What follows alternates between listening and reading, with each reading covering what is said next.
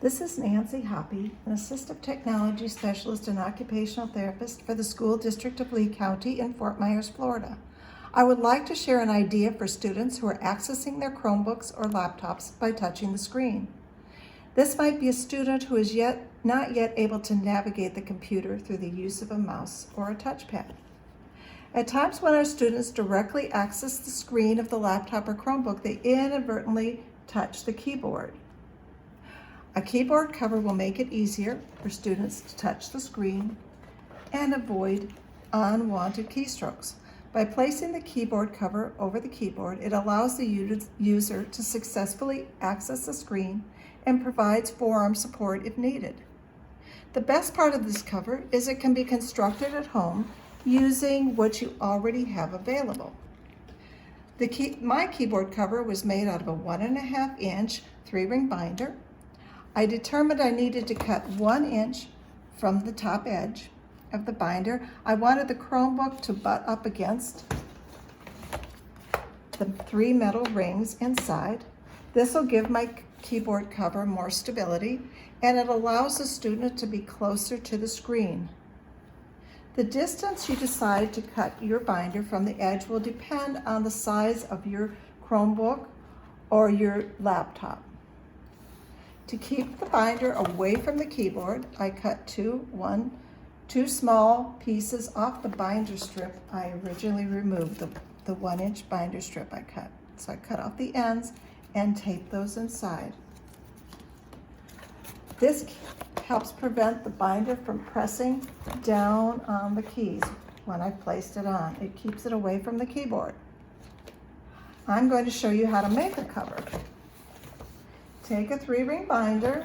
I'm sure you have some old ones at home that you aren't using.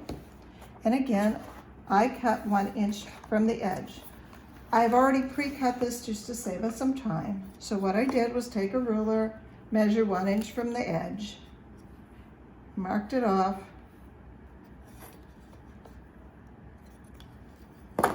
and then I took an X-Acto knife.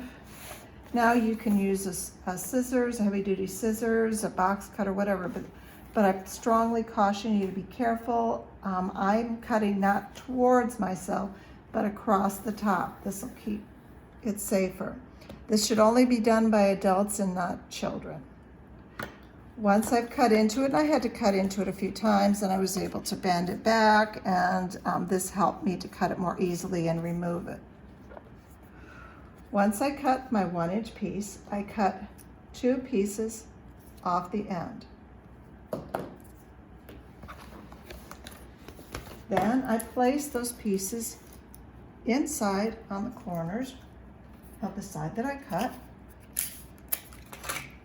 And I'm going to tape them down. Now, I'm not very worried about how securely I tape them because they're going to be taped over shortly, and that will provide a little bit more security so they don't move or fall off for you.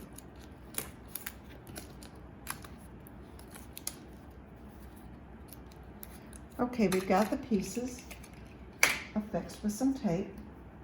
Now what I'm going to do is take some duct tape, and I pre-cut my duct tape. Now on the other one, I actually used packing tape because that was what I could find that day. So it doesn't matter if you use duct tape, packing tape. And at the end of this, I cut a couple slits. And as you can see, I actually notched this side out, and I'm going to notch this side out also. This will help me when I put it on to make the ends a little bit more finished. So what I'm going to do now is place, and I'm actually going to have to come in a little bit more. Place my duct tape over it. I'm going to fold it in, and as you can see, my duct tape is covering my little pieces that raise the binder off the keyboard. So by doing this, I'm going to notch this just a little bit more to make it a little bit easier.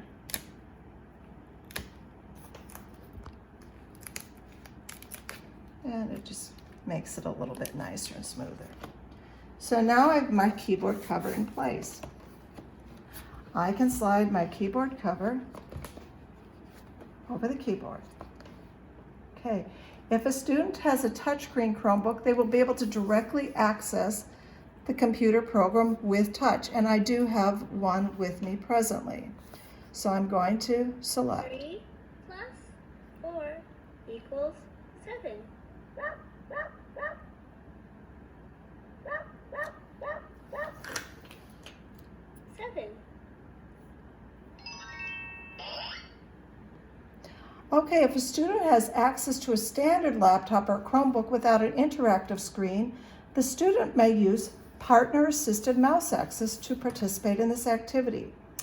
When using partner-assisted approach, the partner has a separate mouse. I am using a Bluetooth mouse, but you can use any type of mouse. And I've changed some of the accessibility settings in my Chromebook to enlarge the mouse pointer and also the feature that allows you to see it more clearly when you move it. And that is all in your Chromebook accessibility setting.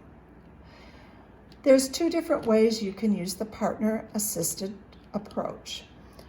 When the student touches the screen, the partner will take the mouse pointer and move over to where the student is touching.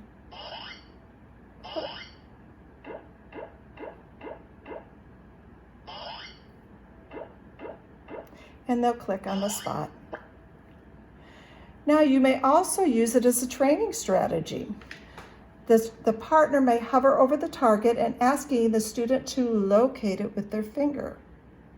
When the student correctly touches the target, the partner will click on that target. So you could use some little visual cues to direct the student to the right answer as a practice activity.